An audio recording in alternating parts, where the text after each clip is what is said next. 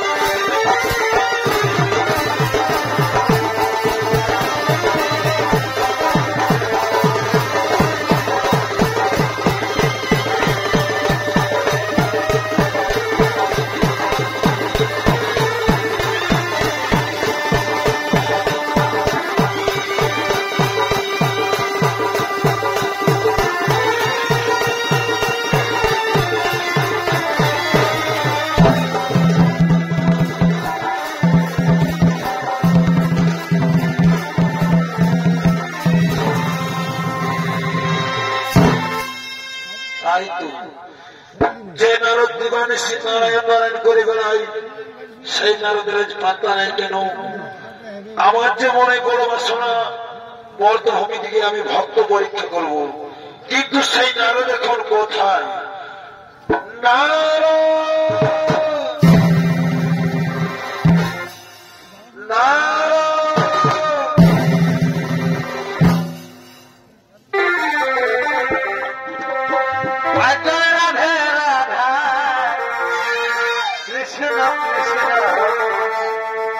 গোবিন্দ বল সদা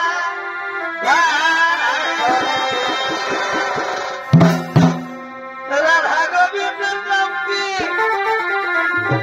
বদলে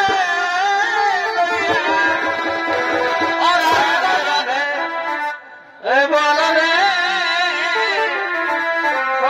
জয় রাধে রাধে কৃষ্ণ কৃষ্ণ রাধে রাধে বলরে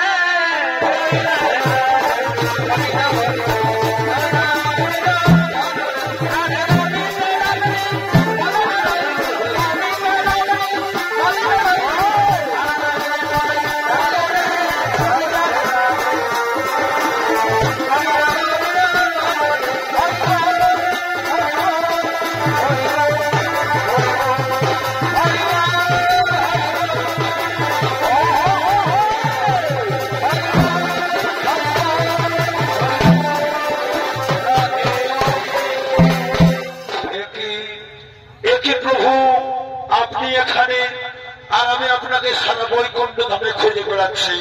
হে নারদ, আমিও যে তোমাকেই খুঁজে বেড়াচ্ছি নারদ। তুমি কি জানো নারদ, আমার মনে যে আজ বড়ই বাসনা জেগেছে, মর্তভূমি থেকে আমি ভক্ত পরীক্ষা করব। তাই তুমি আমার সাথে যাবে নারদ সেই মর্তভূমিতে। নারায়ণ নারায়ণ নারায়ণ, একই কথা শোনেন প্রভু, আমার চাইতে মর্তভূমিতে আপনার বড় বড় ভক্ত আছে। একই কথা শোনেন প্রভু। ওগো ওগো দয়াময়, যে নারদ দিবানিশি নারায়ণ নারায়ণ করে বেড়ায়, তার চাইতে মর্তভূমিতে আপনার বড় বড় ভক্ত আছে। একই কথা বললেন নারদ, তুমি কি জানো ওই মর্তভূমিতে আমার কত বড় বড় ভক্ত আছে? ওগো দয়াময়, ওগো দয়াময়, চলুন চলুন আপনার সাথে মর্তভূমিতেই যাব, আপনার সাথে মর্তভূমিতেই যাব।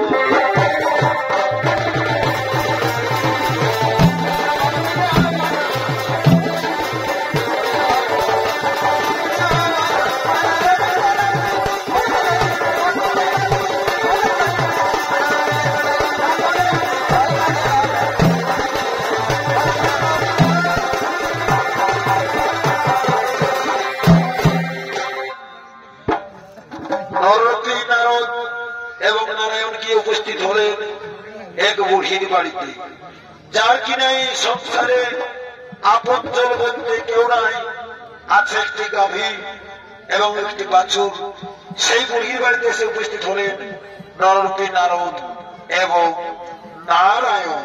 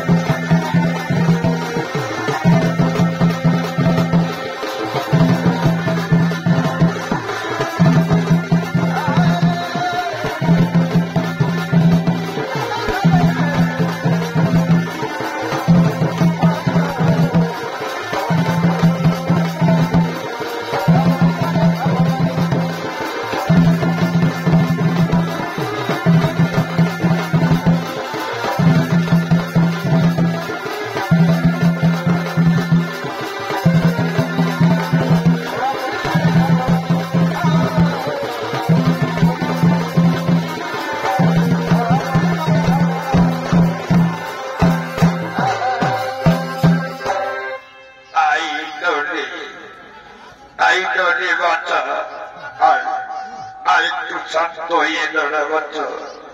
সারাদিন তোকে মাঠে ঘাটে চলাই বলি আমার কোমর পাখার একেবারে টান ধরে গেছে। আমি ভগবানকে বলি, হে বিধাতা, এত লোকের মরণ হচ্ছে, আমার কেন মরণ হচ্ছে না? আমি কি জমের জীবন ছিল কি? হে বিধাতা, আমি কি জমের জীবন ঠিক? আই বাচ্চা, একটু শান্ত হয়ে দাঁড়া, একটু হাঁটায় তুই দেখি কোথাও যদি তুই একখানা পোয়াল পাতা পাই তো তোকে খাতে দেব, আর আমি আমার নিজের পেটের ব্যবস্থা করব।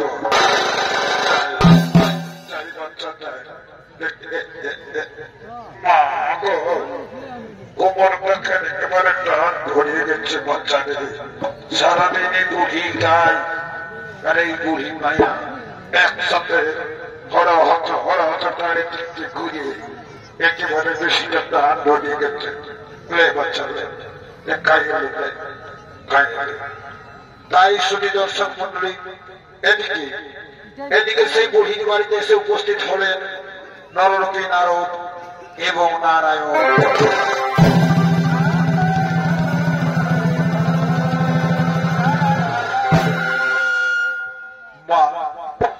মা গো মা, সামান্য একটু জলদি তুমি আমাদের প্রাণ রক্ষা করো না মা, পিপাসায় যে আমাদের প্রাণ বের হয়ে যায় মা। কে রে বাবু তোরা এই বুড়ি মায়াটাকে মাই বলে ডাকলি? এ বাবুরা, তোরা কি মনে করি এই বুড়ির বাড়িতে এসেছি বাবুরি? ওগো মা জন্মে পিপাসায় যে আমাদের প্রাণ বের হয়ে যায় মা, একটু জল দিয়ে তুমি আমাদের প্রাণ রক্ষা করো না মা জননী, একটু জল দিয়ে তুমি আমাদের প্রাণ রক্ষা করো। তোরা এই বুড়া মাছা মায়াটাকে মাই বলে ডাকলি বাচ্চা, আর একটু জল খাতে দিব নাই?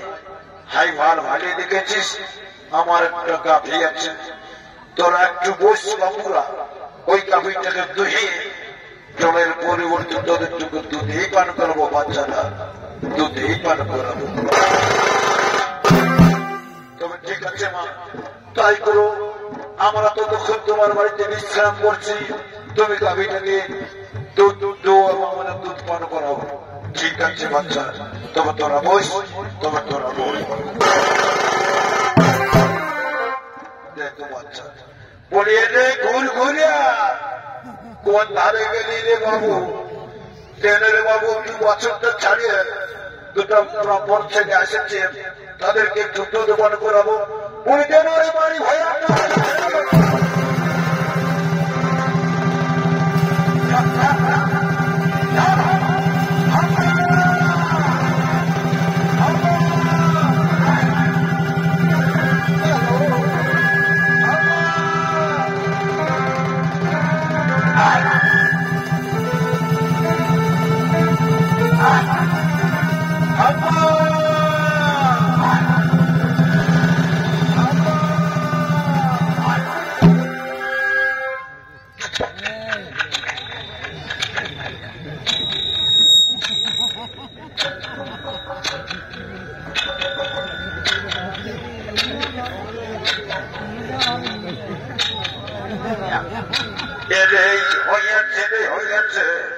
তুই যদি সব খাবি তাহলে আমার সৎমান গেলে কি খাবো?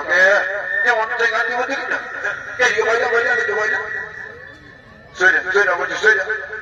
দেখো বাচ্চা, তোর গায়ে পায়ে ভালোভাবে হাত গুলাই দিচ্ছি, শান্ত হয়ে একটু দাঁড়া, একটু দুধ দইতে দিয়ে বাচ্চা, শান্ত হয়ে একটু দাঁড়া।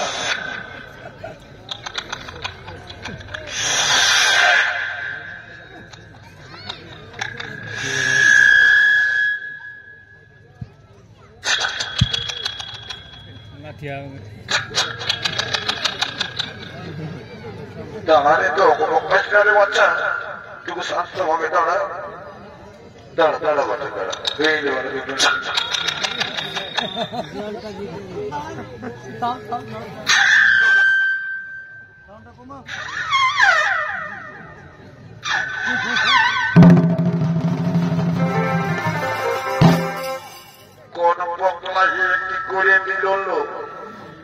গাইটাই কোনোদিন লাঠাই নাই, সেই গাইটাই আমাকে লাঠাই দিও। আই বাচ্চা আইলে আই তুই তোর মায়ের দুধ খাই বন্ধ করে দে। এই বাচ্চাটা এই বাবা আই বাচ্চা বলি রে বাবুরা আসো, বাবুরা আসো, আই তোরা দুধ পান করলি বাবুরা, দুধ পান করে নিবি। হে বুড়িমা দাও দাও, সেই দুধ পান করে আমাদের পিপাসা মিলে কিনা দেখি। নাও নাও নারদ, আগে তুমি খেয়ে নাও। হে প্রভু, পিপাসায় যে আমার প্রাণ বের হয়ে যায়, আমি যে আর সহ্য করতে পারি না প্রভু, সহ্য করতে পারি না। ওগো দয়াময়, এই বুড়িমা আমাদের জলের পরিবর্তে দুধ পান করালো, এই বুড়িকে আপনি আশীর্বাদ করবেন না প্রভু, এই বুড়িকে আপনি আশীর্বাদ করবেন না। হ্যাঁ নারদ, এই বুড়িকে আমি আশীর্বাদ দিচ্ছি, এই বুড়িকে আমি আশীর্বাদ দিচ্ছি। এই বুড়িটির গাভীটি এবং বাচ্চাটি এখনই মারা যাবে।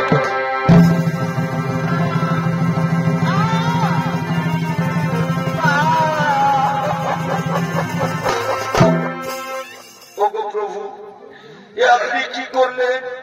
যে বুড়িমা আমাদের জলের পরিবর্তে দুধ পান করালো, তার এত বড় আপনি সর্বনাশ কেন করলেন প্রভু? তার এত বড় আপনি সর্বনাশ কেন করলেন?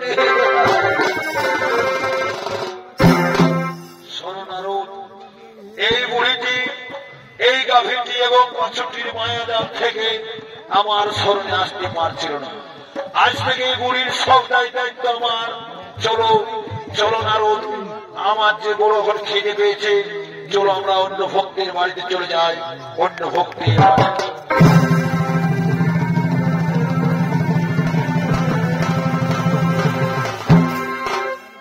বলি আমার কি হল? একটা সাথের গাভী, একটা বাছুর ছিল বাচ্চা, তারাও আমাকে ছাড়িয়ে চলে গেল। বলিয়া রে ঘুর ঘুরিয়া আইনি মারি ভয়া দেখে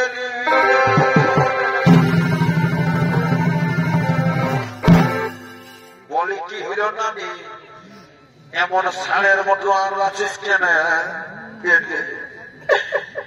রে বাবু, তোর বাবাকে বলে এই গাইটার বাছুরটার টুকু ব্যবস্থা করে দে।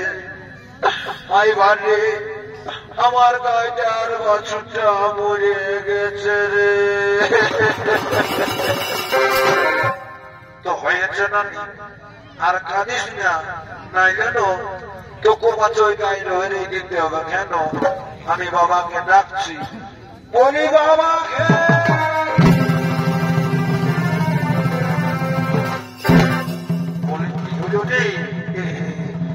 গাইটার বাছুরটা মরে গেছে, বলি তোকে উঠা, কোন গাই দুয়ারে ফেলে দিব না, পড়ে থাকলে পরে বন্ধ হবে না।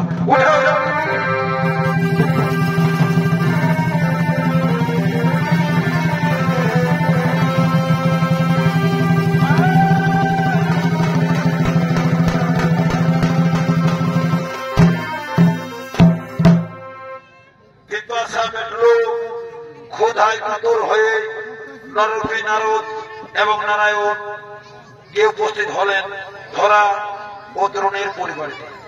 যারা কোনো ভিক্ষে করে জীবনযাপন করে, একদিন ভিক্ষে না করলে যাদের উপর ধরে না, সেই ধরা ও দ্রোণের পরিবারে এসে উপস্থিত হলেন নরপি নারদ এবং নারায়ণ।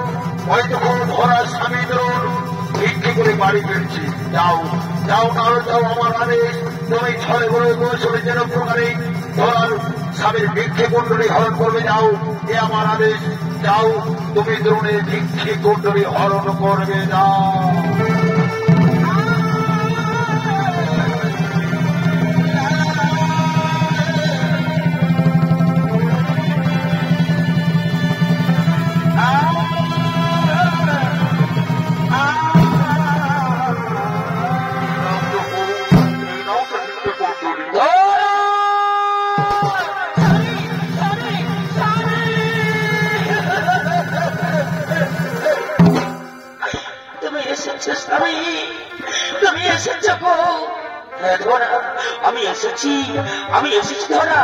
দেখো দেখো এই গ্রামে আমি কত কিছু চাল ডাল তরকারি পেয়েছি। তুমি দেখলে না, তুমি দেখলে অবাক হয়ে যাবে।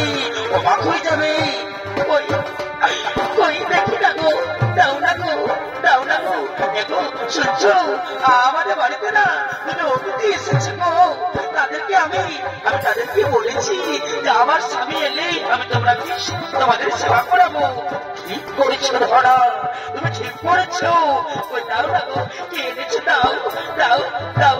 এই দাও, দেখো কত কিছু।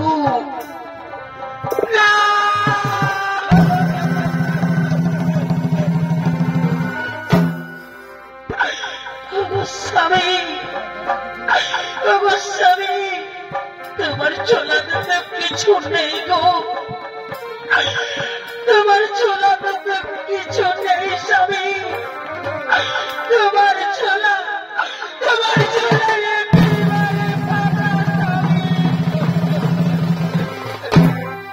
তুমি বিশ্বাস করো ধরা, তুমি বিশ্বাস করো এই ধলাই ভিত্তি পরিপূর্ণ ছিল। কি যে হলো আমি যে কিছুই বুঝতে পারছি না ধরা, আমি যে কিছুই বুঝতে পারছি না। স্বামী তাহলে কি করবো গো? তাহলে যে আমার বাড়িতে দুটো অতিথি এসেছে গো, তাদেরকে আমি সেবা করতে কি পারবো না স্বামী? তুমি বলে দাও স্বামী, আমি এখন কোথায় যাবো, কি করবো স্বামী? তুমি বলে দাও।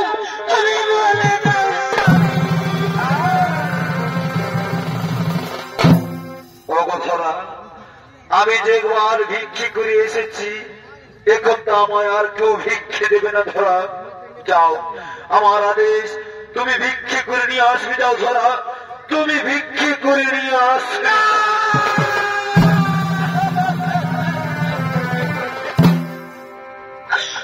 স্বামী আমি কেমন করে ভিক্ষে করবো গো?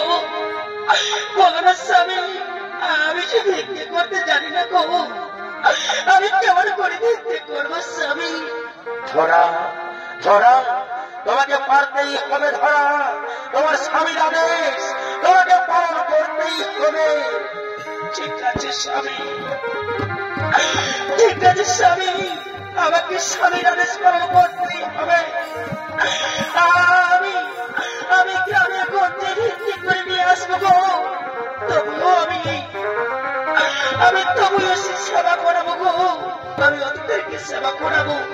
ঠিক আছে স্বামী, আমি চলে যাচ্ছি স্বামী, আমাকে বিদায় দাও স্বামী, আমি চলে যাচ্ছি স্বামী।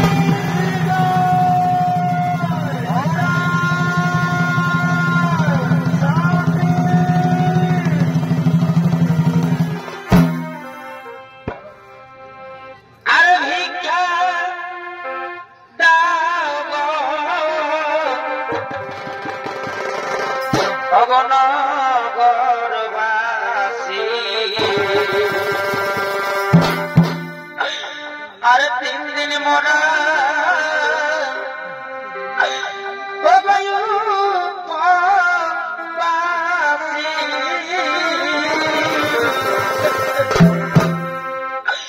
বাবুরা, আমায় একটি ভিক্ষে দাও না গো, আমার বাড়িতে তো এসছে বাবু, তাদেরকে আমি সেবা করাবো, আমায় একটি ভিক্ষে দাও। ভিক্ষা দাও গো,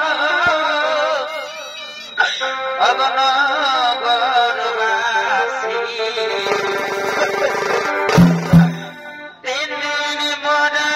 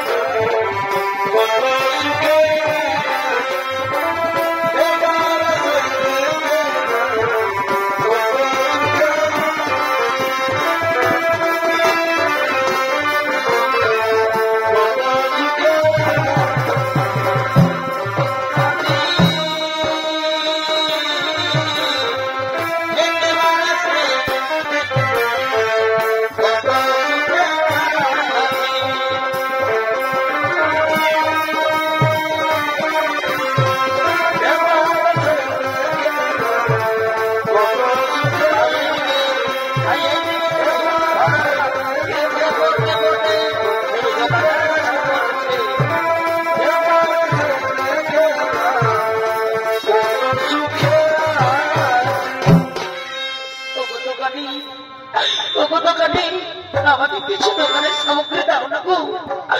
আমার বাড়িতে দুটো অতিথি এসেছে গো, আমি তাদেরকে সেবা করাবো। ওগো দোকানে, আমাকে দোকানে কিছু সামগ্রী দাও না গো। কি দোকানের সামগ্রী? দোকানের সামগ্রী নেবে? ঠিক আছে, দেখি দেখি তোমার কাছে কত পয়সা আছে, দেখি ওই দেখি। এই নাও, এই নাও। না না না না না না, এই এত কম পয়সা দেয় দোকানের সামগ্রী হবে না। তাহলে আমি কি করবো গো? আমার কাছে আর দেবার মতো কিছু নেই গো, আমার কাছে আর দেবার মতো কিছু নেই। আছে আছে, তোমার কাছে দেবার মতো কিছু জিনিস আছে।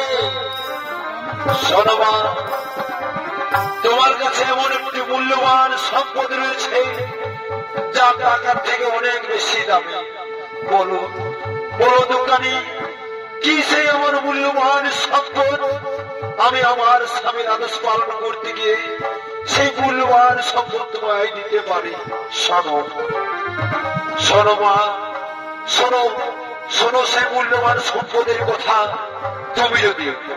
তুমি যদি তোমার বাম স্থল তোমার নিজের হাতে আমার হাতে কেটে দাও, তাহলে আমি তোমায় দ্রব্য দিতে।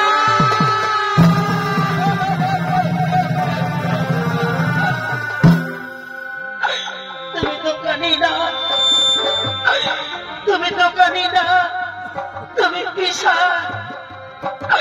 সতীনারী কাছে তার বাবে কেটে চাইছো, কিন্তু কি করবো, আমার স্বামীর আদেশ আমাকে পালন করতেই হবে। ঠিক আছে দোকানি, তোমার রসিখানি দাও, আমার বামস্তর কেটে আমি তোমায় দেব। দাও দোকানি দাও, এই নাও এই নাও। তাই আজ দেবী পার্বতী ও ভোলানাথকে দৈবমানি করছেন।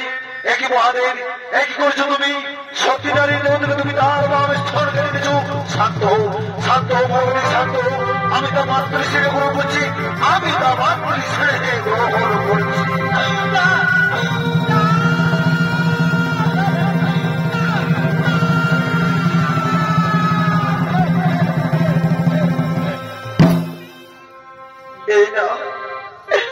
এই নাও দুঃখ নেই, আমার মা বিস্তর, তার বিনিময়ে আমায় শ্রুদ্রব্য দাও দুঃখ নেই।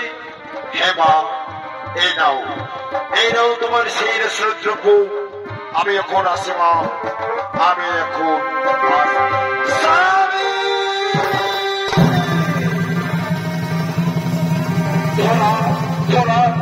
তুমি বাড়ি ফিরে এসেছো। তুমি বাড়ি ফিরে এসেছো।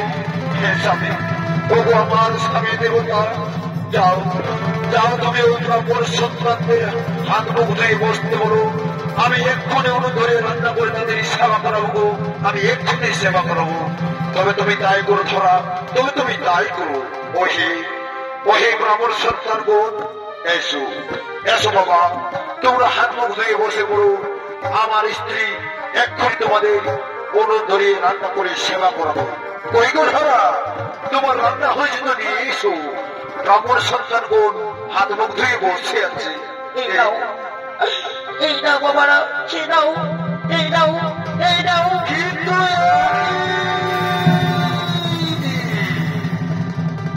এই আহার্য সামগ্রী খাওয়া যায় না কেন? এই আহার্য সামগ্রীর মধ্যে রক্তের বিন্দু কেন? তবে কি তুমি অসুচি নারী?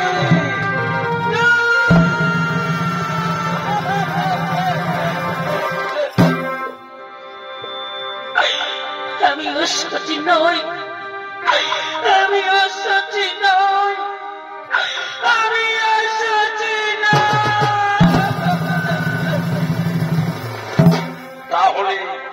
তাহলে এই খাবারের মধ্যে রক্তের বিন্দু কেন মা? এই রক্তের বিন্দু হলে বা কোথা থেকে? শুনবে বাবারা, তোমাদের খাবারের জন্য আমি আমার তার বামের বদলে আমি তোমাদের জন্য খাবার নিয়ে এসেছি। তাই হয়তো কোনে রক্ত পড়ে গেছে।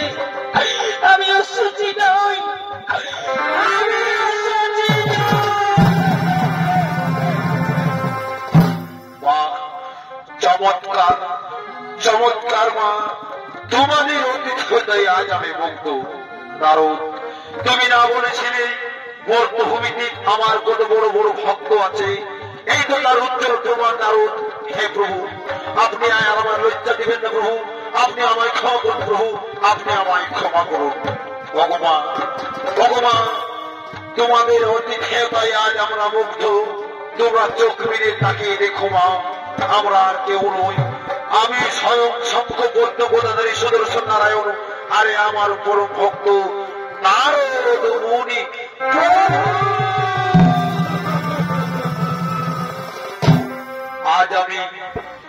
আজ আমি তোমাদের অতিথ্যতায় মুগ্ধ মা। ভগবান তুমি আজ আমার কাছে বর চেয়ে নাও, আমি তোমাদের বর দান করতে চাই। ভগদয়াময় ভগবতী ভগবান শ্রী মধুসূদন, আপনি যদি আমাদের অতিথ্যতায় সত্যি সত্যি সন্তুষ্ট হয়ে থাকেন প্রভু, এবং আপনি আমাদের যদি বরদান করতে চান তাহলে আপনি আমায় এই বরদান করুন প্রভু, আমরা যেন গরিব ঘরে জন্মাই না, আর আমাদের বাড়িতে যে কোনো অতিথি আসুক না কেন আমরা যেন তাদের সেবা করাতে পারি। তথাস্তু, তাই হবে মা। তোমার যদি আরো বর চাওয়ার আছে তুমি চেয়ে নাও মা, তুমি চেয়ে নাও। ওগো দয়াময়, আপনি যদি আমাদের আরো বরদান করতে চান প্রভু তাহলে আপনি আমায় এর দড়ি বরদান করুন, আমি যেন আপনাকে আমার সন্তান রূপে পাই। তথাস্তু, তাই হবে মা, তাই হবে।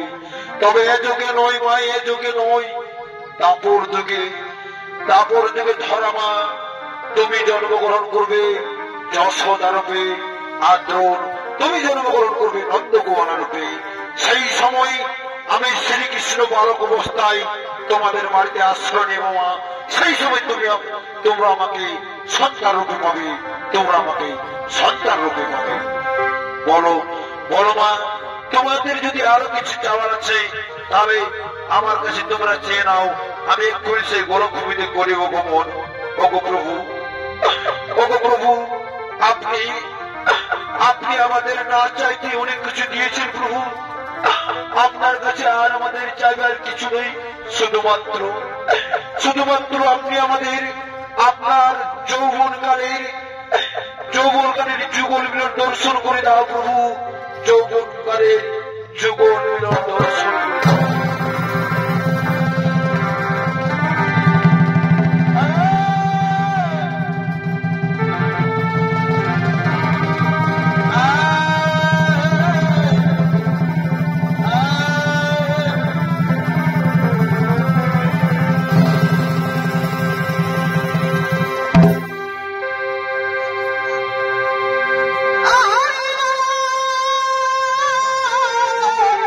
হরি বল।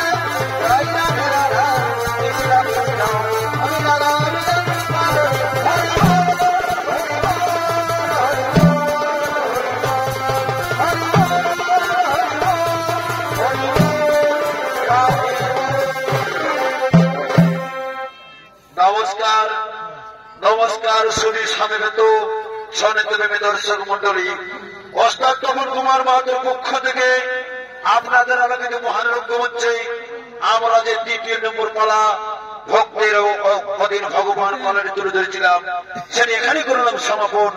নমস্কার, নমস্কার, জয় রাধে রাধে।